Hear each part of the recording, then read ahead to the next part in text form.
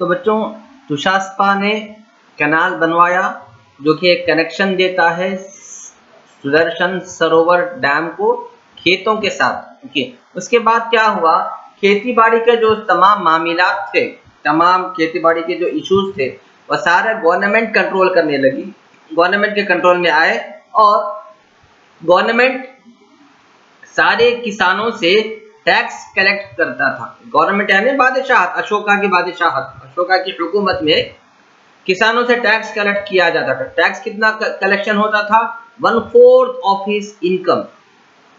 Okay, अब 1/4 of his income का मतलब क्या, ये है टैक्स की क्वांटिटी, यानी कितना टैक्स किसान बादशाह को देना चाहिए।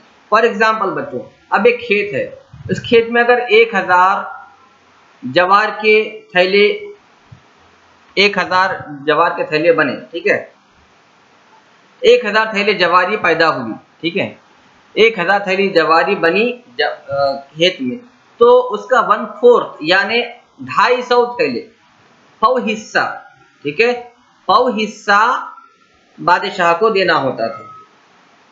ठीक है, 1000 थैले अगर जवारी के तैयार हुए तो उसमें से 250 थैले 250 बैग्स बादशाह को देना होता था। ये था 1/4 टैक्स।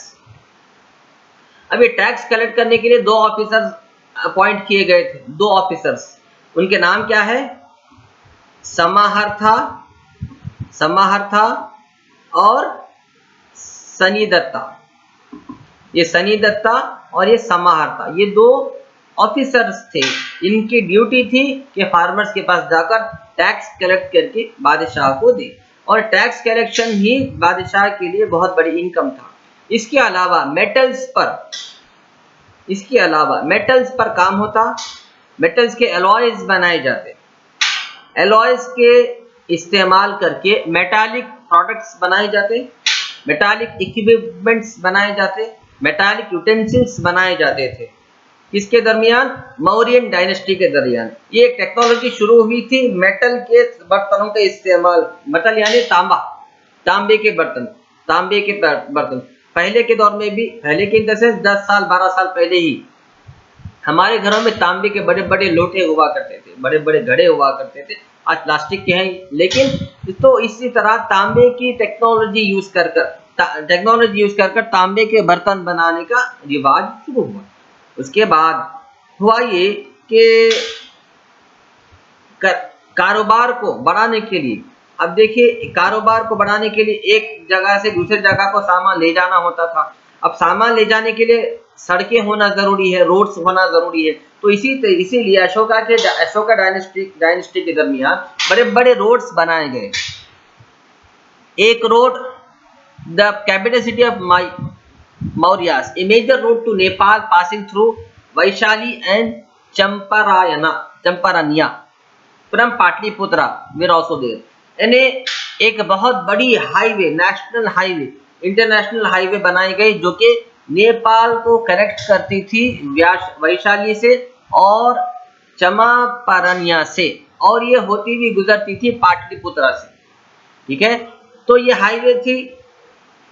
और एक हाईवे बनाई गई तक्षशिला से कौशाम्बी तक, जो कि दिल्ली तक जाती थी और आगे पंजाब तक भी।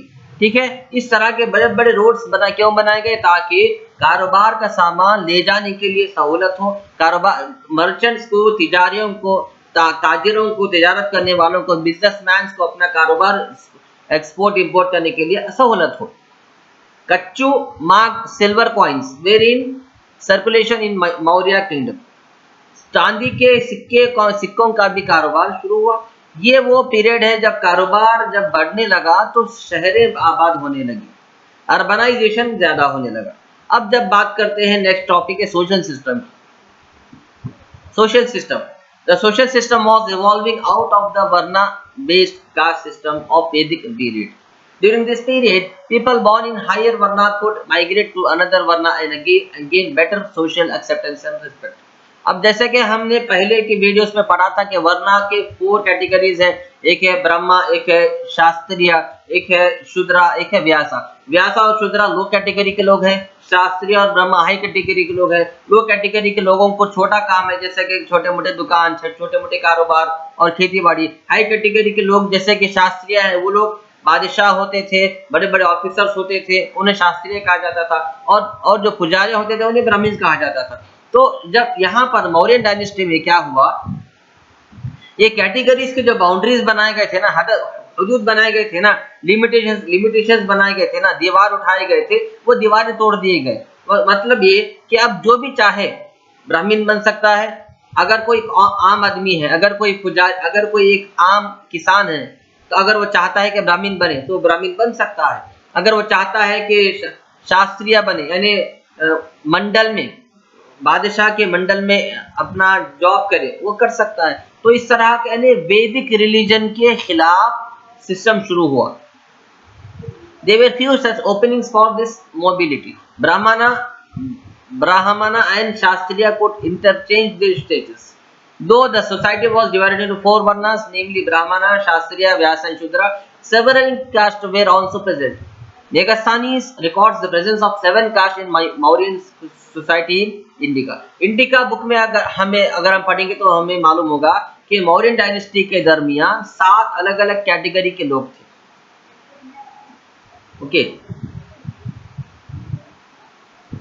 इसके अलावा भी यहाँ पर इस दौर में गुलामों का भी दौर था, यानी लोगों को गुलाम बनाकर खरीदा और बेचा जाता था, और गुलामों पर जुल्म जबर होता था। सारे घर के काम काज करवाए जाते थे, और गुलामों को एक छोटी सी बंटी बनाकर, एक छोटी सी लकड़ी की गाड़ी बनाकर गुलामों को बैलों की तरह वो गाड़ी खींचने के काम पर रखा जाता था। और उस गाड़ी में बड़े बड़े सेठ लोग बैठते थे, बड़े लोग जो पैसे वाले हैं, जो बिजनेसमैन हैं, वो लोग गाड़ी में बैठते और उस गाड़ी को खींचने के लिए 2 से 3 गुलाम मिलकर वो गाड़ी को खींच कर ले जाते थे। तो इस तरह का मामला हुआ करता था। ये था समाज, ये था सोशल सिस्टम के बारे में। अब आइए पढ़ते हैं एडमिनिस्ट्रेटिव सिस्टम के बारे में। एडमिनिस्ट्रेटिव सिस्टम का मतलब है कि हुकूमत चलाने का तरीका। जैसे कि मैंने कहा कि मौर्यन डायनेस्टी में बादशाह सबसे बड़ा हुक्मरान था, उसका फैसला अल्टीमेट फैसला हुआ करता था। तो बादशाह वाज द जज, ओके, किंग वाज द जज, उसका फैसला आखिरी फैसला हुआ करता था। इसके अलावा भी बहुत सारे मिनिस्टर्स अपॉइंट किए गए थे, बहुत सारे ऑफिसर्स अपॉइंट किए गए थे, ठीक है। और क्योंकि हुकूमत बहुत बड़ी थी तो हुकूमत को अलग अलग टेरिटरीज में, अलग अलग प्रोविंसेस में बांट दिया गया था, और एक एक प्रोविंसेस का एक एक लीडर अपॉइंट कर दिया जाता था, एक एक लीडर, एक एक मिनिस्टर अपॉइंट कर दिया जाता था। Ministers, priest, Prince and generals की एक बहुत बड़ा नेटवर्क था, ठीक है। जनरल्स यानी सिटी के लीडर्स, एक बड़ा शहर है उसका एक लीडर, ठीक है, एक बड़ा गांव है उसका एक सरपंच, ठीक है। इन सब के ऊपर एक मिनिस्टर हुआ करता था, इन सब के ऊपर एक पंडित हुआ करता था। तो इसी तरह ये डिविजन्स किए गए थे गवर्नमेंट में। और जैसे कि तक्षशिला है, उज्जैन है, दौली है, सुवर्णगिरी है, गिरनार है, ये बड़े बड़े शहर हैं जिनको प्रोविंसेस बना दिया गया था, यानी इनके एक एक शहर के एक ऑफिसर अपॉइंट किए गए थे, ठीक है। ऑफिशियल्स लाइक रुजुका ये कौन थे? ये जस्टिस ऑफिसर थे, यानी ये वकील थे, ठीक है। युक्ता इंफॉर्मेशन रिकॉर्डिंग ऑफिसर, यानी इनका काम क्या था? सारे देहातों से इंफॉर्मेशन कलेक्ट करके बादशाह को पहुंचाना। एंड अदर वेज तो ये सारे ऑफिसर्स थे, इन तमाम के को मिलाकर एक गवर्नमेंट चलाई जाती थी। इसी तरह पाटलिपुत्रा में जो हुकूमत चलाई जाती थी वो किस तरह होती थी कि वहां पर 6 बड़े बड़े कमिटीज थे, ठीक है। ये 6 बड़े बड़े कमिटीज के 30 ऑफिसर थे। 30 ऑफिसर्स मिला के 6 बड़ी कमेटी हुआ करती थी। ये हर कमेटी एक एक देहात के लिए जिम्मेदार हुआ करती थी, एक एक कमेटी एक एक इलाके के लिए जिम्मेदार हुआ करती थी। इस तरह से एडमिनिस्ट्रेशन काम करता था तमाम इंफॉर्मेशन सारे के सारे ऑफिसर्स मिनिस्टर्स लेके जाकर बादशाह को दिया करते थे। अब आइए नेक्स्ट टॉपिक है art and architecture. The contribution of Mauryas to art and architecture is of a great significance.